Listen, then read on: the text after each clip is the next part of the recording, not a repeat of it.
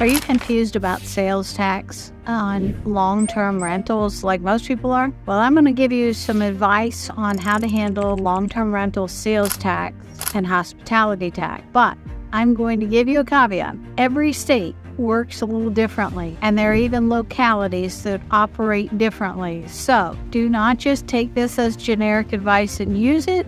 I want you to apply it with the detail of your state and local taxing authorities' advice. So here goes.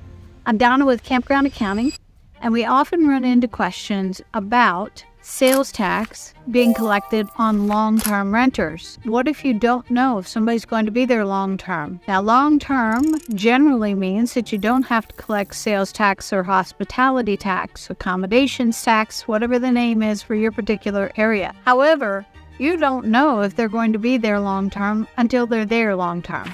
In most areas, this is a 90-day window, but there are different options for different areas. Alabama, for example, is 30 days. So different states have different lengths of time in which you qualify for a long-term stay, where you may be able to not collect or have your customer, your guest, pay sales tax. So when someone arrives and you think they're going to be long-term, but you're not really sure, most states are going to tell you that you should collect sales tax for the first 90 days or whatever the time frame is until you don't have to collect sales tax. And then on that 91st day, you can refund the sales tax back to your customer, your guest, and take a credit for it on your next sales tax return.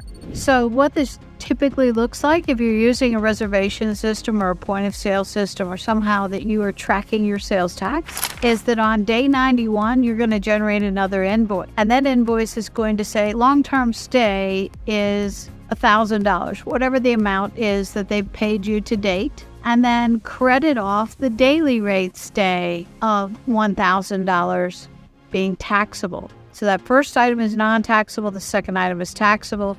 That should generate a refund back for the amount of the sales tax to that particular guest.